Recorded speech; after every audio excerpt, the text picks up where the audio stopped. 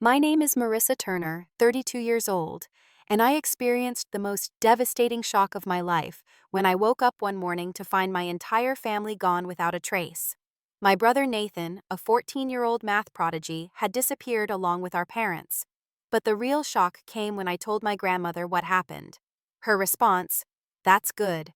Before I continue my story, let me know where you're watching from and hit subscribe if you've ever felt abandoned by someone you loved." Growing up in the Turner household meant living in the shadow of genius. My father, Samuel Turner, was a renowned physics professor at one of the most prestigious universities in the country. He spent most of his waking hours buried in research papers or locked away in his campus laboratory. His rare appearances at home were typically marked by distracted nods and half-hearted responses to anything not related to his work. My mother, Eleanor, was equally impressive in her own right. A biotechnology scientist with 3 patents to her name before turning 40, she embodied perfection in everything she did. Her lab coat was always pristinely white, her experiments meticulously organized, and her expectations astronomically high. She ran our household with the same precision she applied to her work, creating schedules and systems that kept everything running like clockwork. Then there was Nathan, my younger brother by 7 years, the golden child, the prodigy, the future of the Turner legacy. His extraordinary mathematical abilities were discovered when he was just 3 years old, when my parents found him solving complex addition and subtraction problems using refrigerator magnets. By 5, he was working on algebra. By 8, calculus. By 12, he was being invited to prestigious math competitions around the world. And me, I was Marissa. Just Marissa. A B-plus student who enjoyed art and literature. Not brilliant, not exceptional, not extraordinary in any measurable way that mattered in our household of geniuses. Our dinner conversations revolved around Nathan's latest achievements. Nathan ranked first in the National Math Olympiad, my mother would announce proudly, serving perfectly portioned plates of nutrition-optimized meals. The committee said they've never seen such elegant solutions from someone his age. "That's my boy," my father would respond briefly, looking up from the academic journal he was reading at the table. "Have you thought more about that differential topology problem I gave you?" I would sit quietly pushing food around my plate, occasionally attempting to join the conversation. I got cast as the lead in the school play I once mentioned during a rare lull in the Nathan Appreciation Fest. "That's nice, dear," my mother replied without looking up from cutting Nathan's meat into precise cubes. "Nathan, tell your father about the invitation you received from MIT." Our living room was essentially a shrine to Nathan's genius. Glass display cases housed dozens of trophies, medals, and certificates of achievement.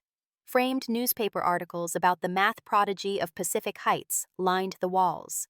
There was even a special cabinet for the letters Nathan received from famous mathematicians and scientists from around the world. My own achievements, few as they were in comparison, barely registered in our household. When I won second place in a regional piano competition, my parents missed the ceremony because Nathan had a meeting with a potential academic sponsor. When my artwork was selected for a student exhibition at a local gallery, neither of them attended the opening. My mother sent a text apologizing, explaining that Nathan had been invited to observe a special lecture at the university. I don't think they meant to be cruel. I truly believe they loved me in their way. They just couldn't see past the blinding light of Nathan's potential.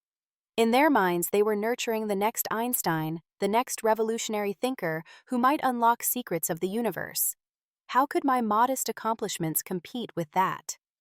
The last meaningful family moment I remember was a dinner celebrating Nathan's triumph at an international mathematics competition. He had not only won first place, but had solved a problem that had stumped competitors twice his age. My parents had reserved a table at an upscale restaurant and even ordered champagne, allowing Nathan a small celebratory sip. "To the future Fields Medal winner." My father toasted, his normally serious face relaxed into a genuine smile of pride. I took the opportunity to share my own news. "I got accepted to the Rhode Island School of Design," I said, trying to match their enthusiasm. "Full scholarship." "An art school." My mother's smile dimmed slightly. "Marissa, we've talked about this. Art is a wonderful hobby, but as a career..." "It's not just art, Mom. It's one of the top design schools in the country. I could go into industrial design or digital media or— Let's discuss this another time, my father interrupted, turning back to Nathan. This is Nathan's night. It was always Nathan's night. Looking back now, there were signs that something unusual was happening in the weeks before they disappeared. Hushed conversations between my parents that abruptly ended when I entered the room. Strange phone calls my father took in his study with the door locked. An unusual tension in my mother's normally composed demeanor. One night, I overheard fragments of a heated discussion between them. The opportunity is unprecedented, my father was saying. It could change everything. But the risks, Samuel, my mother replied, her voice uncharacteristically wavering. And what about Marissa? She's an adult now, Eleanor. She has her own life. This is about Nathan's future, about what he could accomplish with the right guidance. At the time, I assumed they were discussing some exclusive academic program or research opportunity for Nathan. I had no idea they were planning to disappear from my life entirely. I woke up later than usual that Tuesday morning. The house was eerily quiet, missing the typical sounds of my mother preparing breakfast or my father's NPR podcast playing in the background. Initially, I thought nothing of it, assuming everyone had left for their respective activities without waking me. Padding downstairs in my pajamas, I called out, "Mom, Dad." No response. The kitchen was immaculate, no sign of breakfast having been prepared. A half-empty coffee mug sat on the counter, lipstick smudge on the rim indicating my mother had been there earlier. A note on the refrigerator caught my attention. Meeting ran late. Leftovers in fridge. Love, Mom. It was dated from the previous day. Strange, but not alarming. I poured myself cereal and scrolled through social media on my phone. After finishing breakfast, I went to ask Nathan if he wanted to grab lunch together, a rare opportunity for sibling bonding when he wasn't buried in his studies. Knocking on his door, I called, "Nathan, you up for lunch?" Silence. I knocked again, then slowly opened the door. The sight that greeted me sent a chill down my spine. Nathan's room was empty. Not just unoccupied, but stripped bare. His bed was there, but no bedding. His desk remained, but the computer books and stacks of notebooks were gone. The walls, previously covered with mathematical formulas and posters of famous scientists, were now blank. His closet stood open, revealing empty hangers where his clothes had been. "Nathan," I called out again, louder this time, as if he might be hiding somewhere in the barren room. My heart began to race as I rushed to my parents' bedroom. Their room appeared normal at first glance. The bed was made, clothes hung in the closet. But upon closer inspection, I noticed gaps in the clothing rack, empty spaces in my mother's jewelry box, and my father's favorite travel suitcase missing from its usual spot. Their toothbrushes were gone from the bathroom along with my mother's expensive skincare products. Panic rising, I rushed back to my room for my phone and dialed my father's number. Straight to voicemail. Same with my mother's. And Nathan's phone, which he rarely answered anyway. With trembling hands, I began searching for clues. In my father's home office, I found a drawer partially open. Inside was a folder labeled Project Prometheus, containing scientific papers about cognitive enhancement and brain development in gifted children. Words and phrases jumped out at me. Unprecedented neural plasticity, cognitive acceleration protocols, revolutionary advancement in human potential. Most disturbing was a consent form with both my parents' signatures authorizing experimental cognitive enhancement procedures for a minor subject identified only by the initials NT Nathan Turner. My search continued, yielding more unsettling discoveries. A second family car, rarely used but always parked in the garage, was gone. A check of our shared family bank account online showed a withdrawal of $50,000 2 days prior, an enormous sum that had never been discussed with me. Nathan's laptop was still in his room, though hidden under his bed rather than in its usual place on his desk. When I turned it on, I discovered the hard drive had been wiped clean. But in the recycle bin, overlooked in their haste, was a deleted email confirmation for 3 one-way tickets to Zurich, Switzerland. 3 tickets. Not 4. My parents and Nathan. Not me. The reality of the situation began to sink in. My family hadn't just gone on an unannounced trip.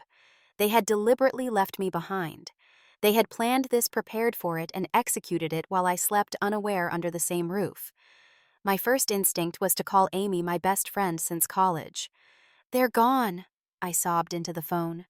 "All of them. They took everything and just left." "What do you mean gone?" Amy asked, confusion clear in her voice. "Like on a trip?" "No, like gone. Nathan's room is empty. They took clothes, important documents. They left me behind, Amy. They didn't even say goodbye." Amy arrived 30 minutes later, finding me sitting shell-shocked on the living room floor, surrounded by my family's discarded papers and belongings. Next, I called my father's department at the university. His administrative assistant sounded genuinely surprised. "Professor Turner called in yesterday to request emergency family leave. He said there was a situation with his son requiring immediate attention. He didn't provide details or say anything about leaving the country." The police were less helpful than I had hoped. The officer who took my report listened with thinly veiled skepticism as I explained the situation.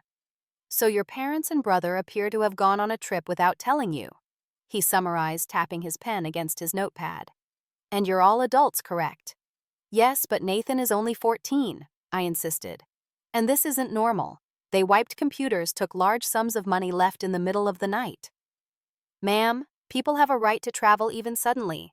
Your brother is a minor in the custody of his parents. Unless you have evidence of a crime being committed, there's not much we can do besides take a report." Frustrated and increasingly desperate, I decided to visit my grandmother, my mother's mother. Grandma Grace lived about an hour away in a small but immaculate house she had maintained alone since my grandfather died a decade ago. She and my mother had a strained relationship for as long as I could remember, with tense holiday gatherings and birthday celebrations, marked by polite but cold interactions. As I pulled into her driveway, I rehearsed how to break the news gently. But when Grace opened the door and saw my tear-stained face, she simply sighed and said, "They've finally done it, haven't they?" Confused. I followed her into her tidy living room. "Done what, Grandma?" "Chosen that boy's potential over everything else," she said, pouring tea with steady hands. "They've been planning something for months. Your mother called last week asking if I still had her old passport photos and birth certificate. Said she needed them for some paperwork." I explained everything I had discovered: the missing clothes and documents, the wiped computers, the plane tickets to Switzerland. Grace listened without interruption, her expression unreadable. When I finished, I expected sympathy, perhaps shared outrage at being left behind without explanation. Instead, she looked me directly in the eyes and said words that felt like a physical blow. "That's good. Finally, you're free from their shadow." "Good," I echoed in disbelief. "How is my family abandoning me good?" "Because now you can live your own life, Marissa. Not as the forgotten daughter of brilliant parents, not as the ordinary sister of a prodigy, just as yourself." I stood up, shaking with anger. "How can you say that they're my family, and they left without even saying goodbye?" "Sit down," Grace commanded with an authority that instantly reminded me of my mother. "There's more to this story than you know, more to your parents than you understand." "What do you mean?" I asked reluctantly, sinking back into the chair. "Your mother wasn't always the perfect, ambitious scientist, you know. Once she was a gifted musician. Piano. Could have gone professional. But her parents, your other grandparents, pushed her toward science instead. More prestigious. More practical. She gave up everything she loved to please them." This revelation stunned me into silence. My mother, a musician. She had never once mentioned this to me, despite my own interest in piano as a child. "When Nathan's abilities were discovered," Grace continued, "history began repeating itself. Eleanor became to Nathan what her parents had been to her, pushing, molding, sacrificing everything for potential, including you, Marissa, including your relationship." "But why would she do that if she knew how it felt?" "Because trauma becomes a cycle unless someone breaks it. And Eleanor never healed from her own childhood. So instead of protecting Nathan from what happened to her, she recreated it, convinced herself it was for his own good." Grace stood and walked to an old wooden chest in the corner of the room. "I have something for you." She returned with a dusty cardboard box. "These belong to your mother, things from before she became the woman you know." Inside were photographs of a teenage Eleanor performing on stage, her hands poised above piano keys, her face alive with joy. Programs from recitals, notebooks filled with compositions, a medal from a young musicians competition, and at the bottom, a stack of letters from an organization called the Prometheus Institute, dated nearly 30 years ago. "What are these?" I asked, picking up one of the yellowed envelopes. "Read them," Grace said simply. "Then get some rest. You've had a shock today. We'll talk more in the morning." That night, in the spare bedroom of my grandmother's house, I read through the letters by lamplight. They detailed a special opportunity for exceptionally gifted young people to participate in an advanced cognitive development program. The language was vague but enticing, promising to unlock the full potential of extraordinary minds. One letter dated just before my mother began college rejected her application to the program. "While your mathematical and musical abilities are impressive, our assessments indicate you do not meet the threshold criteria for our specialized interventions. We encourage you to pursue conventional educational opportunities." As I drifted off to sleep, my dreams were filled with images of my mother as a young woman receiving that rejection letter, the disappointment hardening something inside her. I saw Nathan surrounded by white-coated scientists, my parents watching proudly from behind glass, and myself always at the periphery watching, but never included. In the morning, I woke with a new sense of purpose. My family hadn't just disappeared. They had gone somewhere specific for a specific reason, and based on what I had found, it might be putting Nathan in danger. Despite the pain of being left behind, I couldn't abandon my brother. I needed to find out where they had gone and why. And then, I needed to bring them back. After spending the night at my grandmother's house, I returned home with fresh determination. If my family wouldn't include me in their plans, I would make my own investigation. I began by methodically searching the house for any clues I might have missed in my initial panic. In my father's study, I found a stack of phone bills tucked into a desk drawer. Scanning through them, I noticed several calls to the same unfamiliar number over the past few months. The calls increased in frequency in the weeks leading up to their disappearance. Next, I discovered something unexpected. Pressing against the back wall of my father's closet, I felt a slight give. Pushing harder, a hidden panel swung open, revealing a small windowless room I never knew existed. Inside was a secondary office space with a desk computer and walls covered with notes, scientific papers, and photographs connected by red string like something from a detective movie. The room was hot and stuffy, clearly not designed with proper ventilation.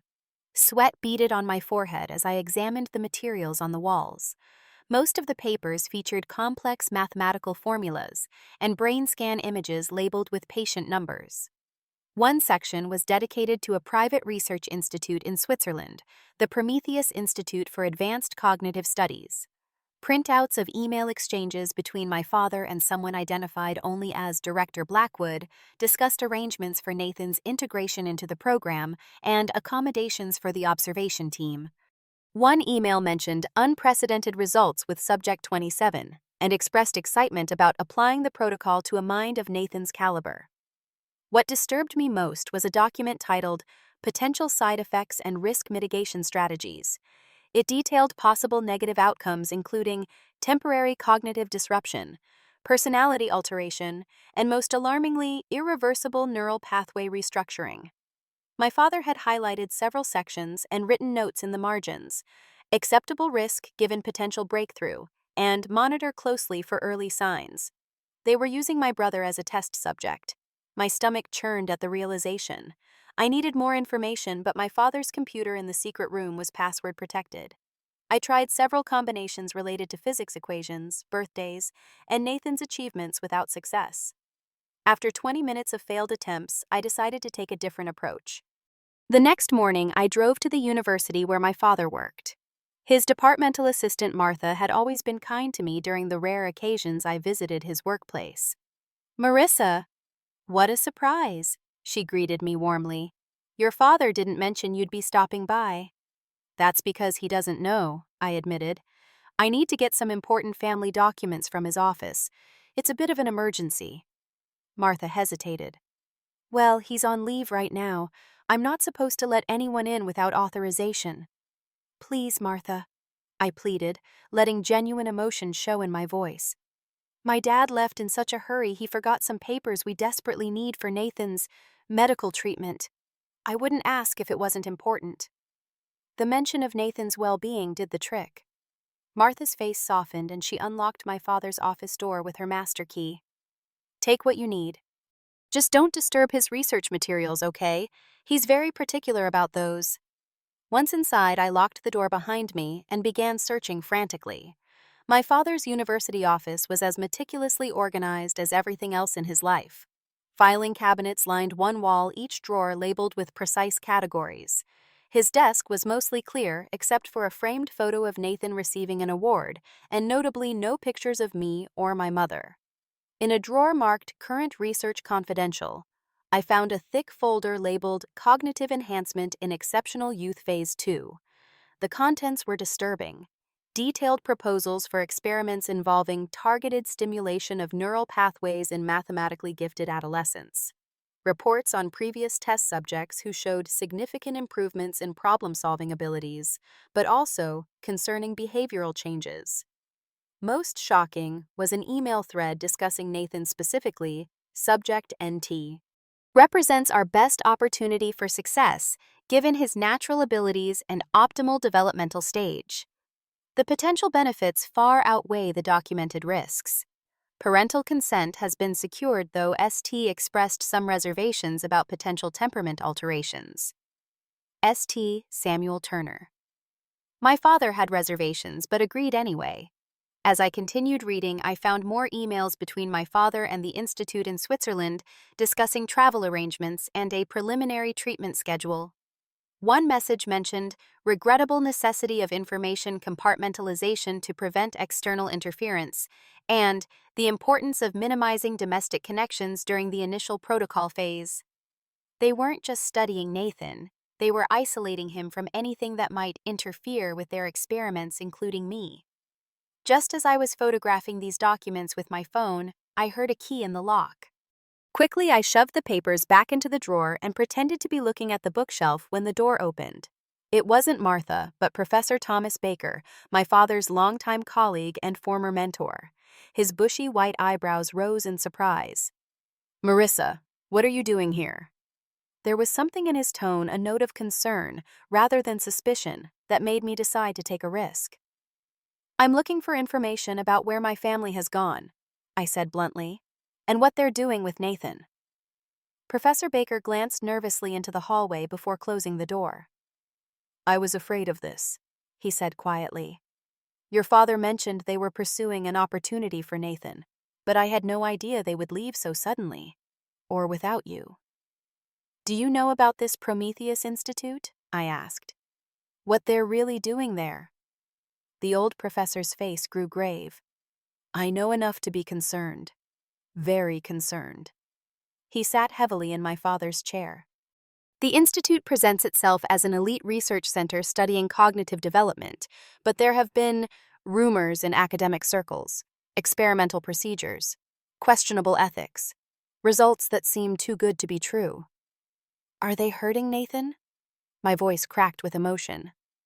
"Not intentionally, perhaps. But Samuel showed me some of their preliminary research. They're attempting to enhance cognitive function through a combination of chemical compounds and targeted electromagnetic stimulation. It's highly experimental, well beyond what would be approved for standard research protocols in the United States." "That's why they went to Switzerland," I realized. "Exactly. Fewer restrictions, more freedom to push boundaries." Professor Baker rubbed his eyes wearily. "I warned Samuel. Told him about a similar program in the 80s that produced brilliant results initially followed by catastrophic neural degradation in several subjects. 2 brilliant young mathematicians who never recovered their full cognitive functions." My heart pounded painfully in my chest. "I need to stop them. Bring Nathan home." Professor Baker nodded slowly. "I was hoping you'd say that." He reached into his briefcase and pulled out a small USB drive. "I've been collecting information on Prometheus since Samuel first mentioned them. Research papers, former employee testimonials, financial records. It's all here. Be careful with it, Marissa. There are powerful people involved with that institute." As I left the university clutching the USB drive like a lifeline, I felt a strange mix of terror and determination. My brother was being used as a human guinea pig, and my parents had willingly delivered him into danger. But why had they left me behind? Was it simply because I wasn't useful to the experiment? Or was there something else, something I was missing? With these questions swirling in my mind, I headed home to examine Professor Baker's files and plan my next move. Whatever it took, I would find my family and bring Nathan home safely before it was too late. Back at home, I plugged the USB drive into my laptop with shaking hands. The files were meticulously organized, typical of Professor Baker's methodical mind. I opened a folder labeled Prometheus Overview first. The documents revealed that the Prometheus Institute was founded 30 years ago by a consortium of neuroscientists, psychologists, and venture capitalists. Their stated mission was advancing human cognitive potential through targeted interventions in exceptional subjects. What had begun as a legitimate research organization had gradually shifted toward more experimental approaches as initial results plateaued. A document titled Subject Registry contained a spreadsheet with dozens of names, ages, and cognitive specialties: mathematics, physics, music, languages, chess. Each name was accompanied by test scores, brain scan data, and cryptic status notes like progressing, terminated, or inconclusive. I scrolled through the list, heart-stopping, when I found an entry labeled Turner N. age 14, mathematical reasoning, status intake pending. Nathan was already in their system, categorized and prepared for whatever interventions they had planned. Another folder contained scientific papers describing their methodologies. The technical language was dense, but I gathered they were using a combination of pharmaceutical compounds, electromagnetic stimulation, and intensive cognitive training to reconfigure neural pathways and enhance synaptic efficiency. One paper boasted of subjects showing 200% improvements in targeted cognitive domains. But buried deeper in the files were troubling case reports. Subject 17 exhibited extraordinary advancement in spatial reasoning for 3 weeks, followed by sudden onset migraines and inability to process visual information. Subject 23 progressed through all protocol stages successfully, but developed severe paranoia and was removed from the program. Subject 29 continues to show unprecedented mathematical abilities, but has lost all emotional affect and social functioning. These weren't just experiments. They were playing with people's minds, fundamentally altering how their brains worked, with devastating consequences for some. Most disturbing was a confidential memo discussing acceptable casualty rates in pursuit of breakthrough cases. The Institute's leadership had determined that negative outcomes in a percentage of subjects is justified by the potential advancement of human cognitive capacity in successful cases. My brother wasn't a person to them. He was a potential breakthrough or an acceptable casualty. As I continued reading into the night, my phone rang, startling me. Unknown number. "Hello?" I answered cautiously. "Is this Marissa Turner?" A woman's voice asked, low and urgent. "Who's asking?" "My name is Lisa Johnston. I used to work for the Prometheus Institute." The woman paused. "I know where your brother is, and I think he's in danger." My pulse quickened. "How do you know about my brother? How did you get this number?" "Professor Baker contacted me, said you were looking for answers." Her voice was tense, nervous. "I can't talk long. They monitor former employees, especially those who left under contentious circumstances." "What do you mean Nathan's in danger?" I demanded. "The treatment protocol they're using wasn't ready for human trials. The director pushed it forward anyway after pressure from investors. I objected and was terminated." She took a shaky breath. "The early results look miraculous. Enhanced neural activity, accelerated cognitive processing. But the long-term effects? We're seeing serious neural degradation in earlier subjects, personality disintegration, loss of basic functions." My stomach lurched. "I need to get him out of there." "It won't be easy. Your parents signed exclusive rights agreements. The Institute has significant legal protections and security measures. But," she hesitated, "I want to help. I can't live with what's happening there anymore." We arranged to meet the following day at a coffee shop downtown. As I hung up, I wondered if I was walking into a trap. But what choice did I have? Nathan needed me whether he or my parents realized it or not. The coffee shop was nearly empty when I arrived the next afternoon. Lisa was easy to spot, her nervous energy visible from across the room. Mid-40s, thin, with prematurely gray hair pulled back in a severe bun, she looked like someone who hadn't slept properly in months. "Thank you for coming," she said as I sat down across from her. No handshake, no pleasantries. "I don't have much time." "Tell me everything," I demanded. "What exactly are they doing to my brother?" Lisa glanced around before answering in a low voice. "The Prometheus protocol targets the prefrontal cortex and specific areas associated with mathematical reasoning. A combination of targeted drugs and electromagnetic stimulation forces the brain to create new neural pathways, essentially rewiring itself to process information more efficiently. And the side effects: initially minor, headaches, mood swings, insomnia." Her fingers tapped nervously on her coffee cup. "But as the treatment progresses, we've seen more serious issues. The brain isn't meant to be forced into new configurations so rapidly. It fights back. Some subjects develop seizures, others severe personality changes.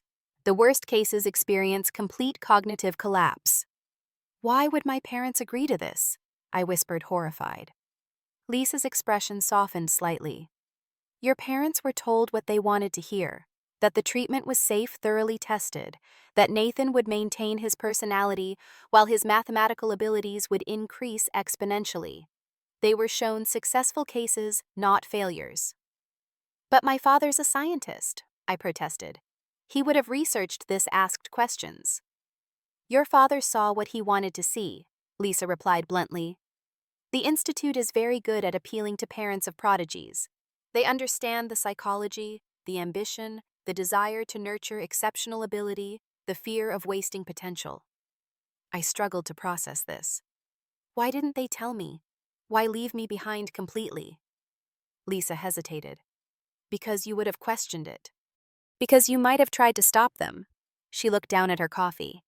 "And because you weren't considered valuable to the program." The truth hit me like a physical blow. "They tested me too, didn't they? When I was younger." Lisa nodded reluctantly. "I found your file when I was researching your family. You were assessed at age 9. The results indicated above average intelligence but no exceptional specialized abilities that would benefit from the protocol." I remembered now.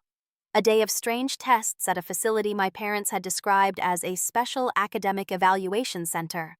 Math problems, pattern recognition, music language assessments. I hadn't thought about it in years. "So I wasn't worth enhancing," I said bitterly. "Not worth taking along." "If it helps," Lisa said quietly. "Your mother argued against leaving you behind. There are notes in the file about her concerns.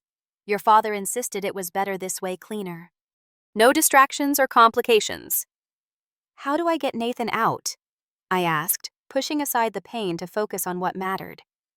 "It won't be easy. The Institute is in a remote area outside Zurich, high security. Your parents are staying nearby, but Nathan remains in the facility during the initial treatment phase." "I don't care how hard it is. He's my brother." Lisa slid a folded paper across the table. "This is the address and security information. I still have some contacts inside who share my concerns. They might help." She stood to leave. "One more thing, Marissa. The longer Nathan stays in the program, the more difficult extraction becomes. Not just logistically, but his mind will change. The brother you knew may not be the one you find." As Lisa walked away, I unfolded the paper. Along with the promised information was a handwritten note. "Flight 307 to Zurich, tomorrow. Ticket in your name at the counter. Anonymous benefactor." And below that, a single initial T. Thomas Baker. He wasn't just providing information. He was helping me save my brother. I spent the rest of the day preparing. I sold my mother's forgotten jewelry box, still in my possession from a holiday gift exchange years ago. It contained several valuable pieces that provided enough cash for expenses. I packed light, one small suitcase with essential items. I wrote a detailed letter to Amy explaining where I was going and why to be opened if I didn't return within 2 weeks. As I locked up the house that had never truly felt like mine, I realized I wasn't just going to rescue Nathan. I was going to confront my parents about their choices, about the years of invisibility I had endured, about their willingness to risk my brother's mind for the sake of potential greatness. Whatever happened in Switzerland would change our family forever if we could still be called a family at all. The 14-hour journey to Zurich was a blur of anxiety and preparation. I reviewed Professor Baker's files repeatedly, memorizing the layout of the Prometheus Institute from blueprints he had somehow obtained. I studied what little information was available about their security protocols and daily routines. Most importantly, I rehearsed what I would say to my parents when I finally confronted them. The plane touched down at Zurich Airport in the early morning hours. As I waited for my luggage, a tall man in a charcoal suit approached me. "Ms. Turner," he asked in a crisp Swiss accent. I tensed immediately. "Who's asking?" "Professor Baker sends his regards," the man said quietly. "I am here to assist with your family reunion." His name was Klaus, a former security consultant who now worked helping people solve difficult problems. He drove me to a modest hotel on the outskirts of Zurich, explaining that the Prometheus Institute was located in a converted chateau in the countryside about an hour's drive away. "Your parents are not staying at the facility," Klaus informed me. "They have rented a small apartment in the village nearby. They visit daily during specified hours." "How do you know all this?" I asked suspiciously. Klaus gave a slight smile. "I have contacts, and Professor Baker is not the only one concerned about the Institute's activities." Over the next day, Klaus helped me establish surveillance on my parents' apartment. From a cafe across the street, we watched as they emerged each morning looking tired and strained. My father's normally perfect posture was slumped, my mother's immaculate appearance slightly disheveled. They barely spoke to each other as they walked to their rental car. "They do not look like scientists celebrating a breakthrough," Klaus observed. "No," I agreed. "They look worried." On the second day, I decided it was time. When my parents returned to their apartment in the evening, I was waiting in the small living room, having convinced the building manager I was their daughter who had arrived for a surprise visit. The look on their faces when they opened the door and saw me sitting there was something I will never forget. Shock, fear, and something else, guilt. "Marissa," my mother whispered, her hand flying to her throat. "How did you—" "Find you," I finished for her. "It wasn't easy. You made sure of that." My father recovered first, his face hardening into the academic mask I knew so well. "You shouldn't be here. This is a critical time for Nathan's development. We can't have distractions or interruptions to the protocol." Distractions. I stood up, anger flooding through me. "Is that what I am to you? A distraction. Your daughter who you abandoned without even saying goodbye." "We didn't abandon you," my mother protested weakly. "You're an adult. You have your own life." This opportunity for Nathan required our full attention and discretion. So full you couldn't leave a note, couldn't call to explain, had to wipe computers and sneak away in the night. My voice rose despite my efforts to stay calm. "I had to find out from strangers what you're doing to Nathan, experimental treatments that could destroy his mind." My father's face paled. "Who have you been talking to? What do you know?" "Enough to understand you're gambling with Nathan's brain because you're so desperate for him to be exceptional that you'll risk his sanity." My mother sank onto the couch, tears forming in her eyes. "You don't understand, Marissa. The potential breakthroughs, what Nathan could accomplish if the treatment succeeds. And if it fails? If he ends up like Subject 17 or Subject 23, the ones with permanent damage that your precious Prometheus Institute considers acceptable casualties?" My father stepped toward me, his voice lowering to a dangerous whisper. "How do you know about those cases? Those files are confidential." "I know because people with consciences have been documenting what happens there," I shot back. "People who care more about Nathan as a human being than as a scientific specimen." My mother began to sob quietly, her perfectly manicured hands covering her face. "We thought we were doing the right thing," she whispered. "The initial results were so promising. Nathan's mathematical abilities have increased beyond anything we imagined." At what cost? I demanded. Have you looked at him? Really looked at him lately? Is he still Nathan? Still the brother I know? A heavy silence fell over the room. My father turned away, looking out the window at the Swiss twilight. When he finally spoke, his voice had lost its defensive edge. There have been changes, mood swings, periods of detachment. The doctors say it's temporary part of the adjustment process. He turned back to face me, and for the first time I saw fear in his eyes. Yesterday he didn't recognize your mother for nearly an hour, kept asking why this strange woman was visiting him. My heart clenched. And you're still letting them continue the treatments. We signed contracts, my father said helplessly. Gave consent.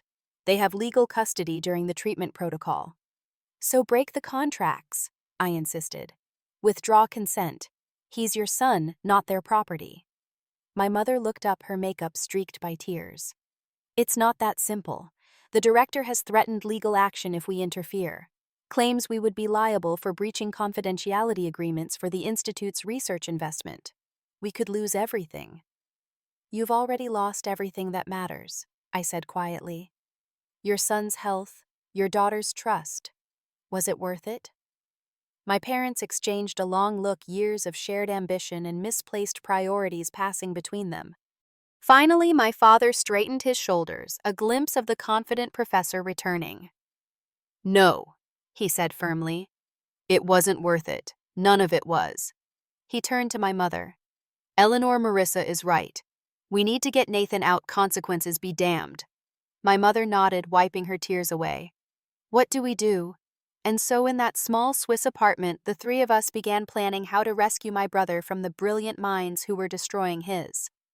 The next morning, my parents went to the institute as usual, but with a new purpose. They were to assess Nathan's condition and identify the best time and method for extraction.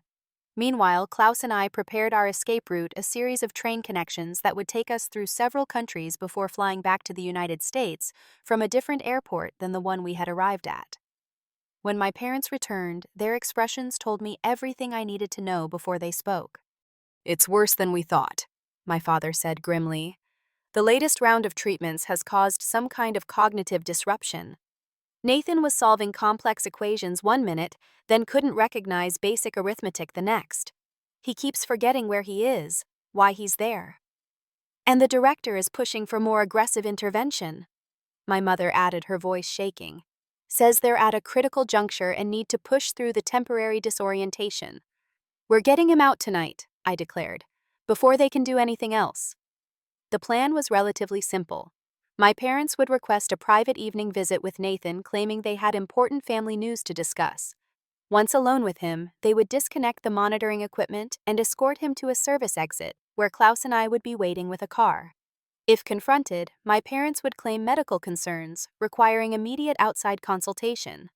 That night, as Klaus and I waited in the shadows near the service entrance, my stomach was in knots. So many things could go wrong. Nathan might resist leaving. Staff might check on them unexpectedly. The director might deny the private visit entirely. After 30 agonizing minutes, the door pushed open. My father emerged first, glancing around nervously, followed by my mother supporting a thin, pale figure who could barely walk unassisted. Nathan. My heart broke seeing him. His normally bright, alert eyes were vacant and confused. His body, always slim, now looked fragile, almost translucent. But worst of all was his expression when he saw me, complete lack of recognition. Nathan, I whispered, stepping forward. It's me, Marissa, your sister. He stared at me blankly. I don't remember a sister. His voice was flat, emotionless. We need to go, Klaus urged. Questions and reunions later. We had barely helped Nathan into the waiting car when alarms began blaring from the institute. Someone had discovered his absence sooner than expected. Drive, my father commanded Klaus. Don't stop for anything. As we sped away from the institute, headlights appeared behind us, gaining quickly.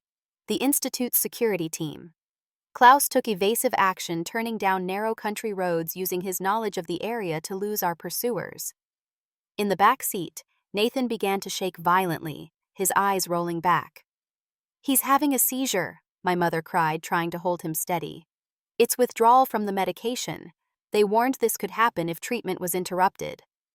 The next hours were a nightmare of backroads, train stations, and terrifying medical episodes as Nathan's brain struggled to function without the chemicals it had become dependent on. We took turns monitoring him, ready to seek emergency medical help if his condition worsened beyond our ability to manage. At one point during a moment of lucidity, Nathan looked at me with a flicker of recognition. "Marissa," he whispered, "you used to read me stories about stars and explorers." Tears filled my eyes. "Yes, Nathan, that was me." "Why did you stop?" he asked, confusion clouding his face again before I could answer. Eventually, we made it to safety, crossing into France, and then taking a flight from Lyon to New York under aliases provided by Klaus's mysterious connections.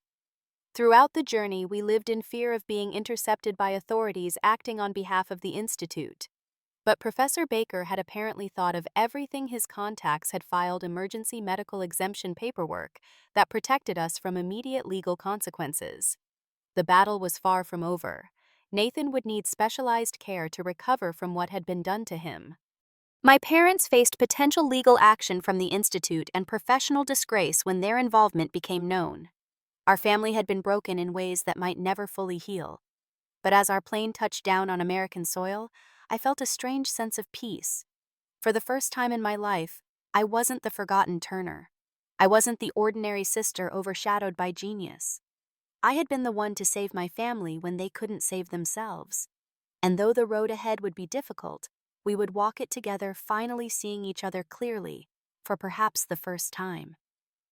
The months following our return from Switzerland were some of the hardest our family had ever experienced. Nathan required intensive medical and psychological treatment to manage the aftermath of the Prometheus Protocol. His brilliant mind, once capable of solving complex mathematical problems in seconds, now struggled with basic addition.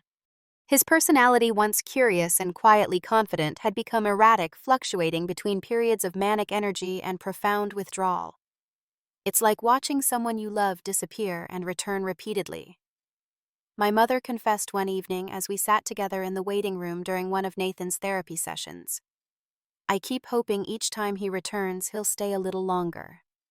My father, the renowned physicist who had always had an answer for everything, found himself utterly helpless in the face of his son's condition.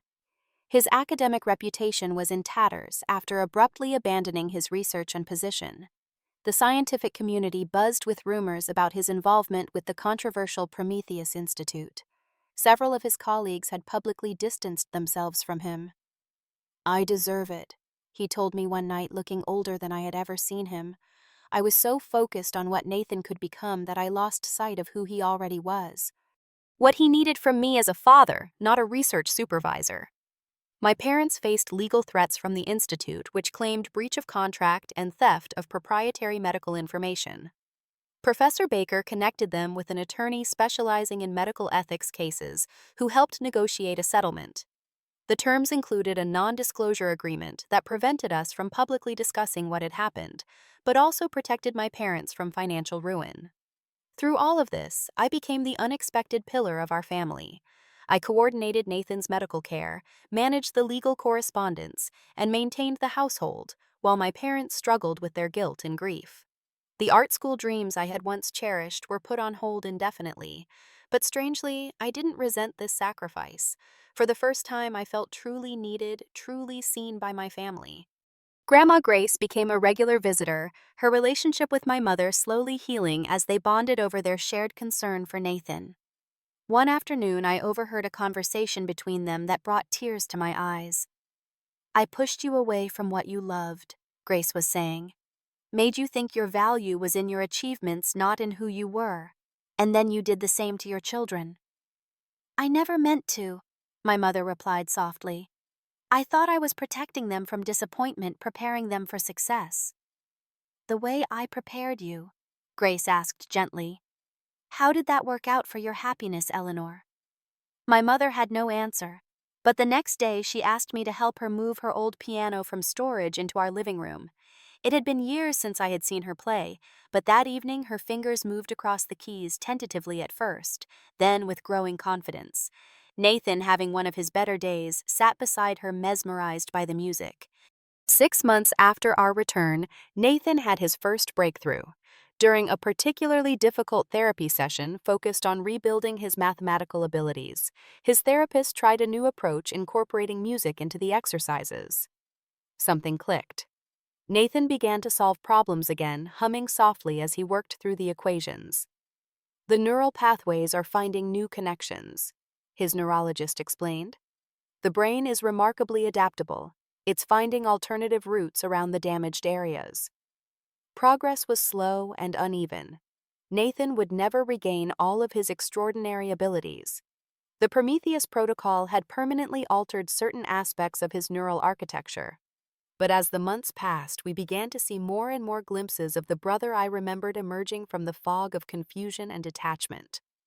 1 year after Switzerland, Nathan returned to school part-time with specialized accommodations and ongoing therapy.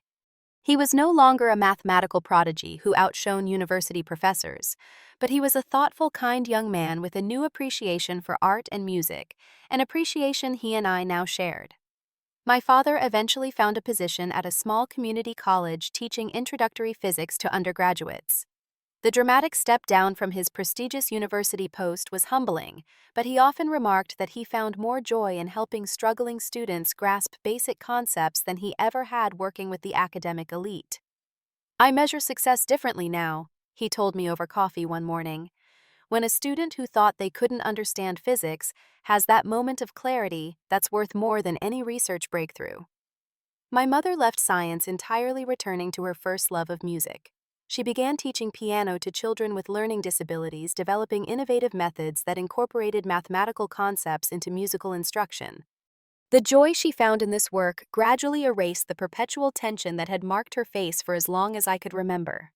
As for me, I finally enrolled in art school, commuting to classes while continuing to live at home where I could help with Nathan when needed. My parents, to my ongoing surprise, took genuine interest in my projects and exhibitions.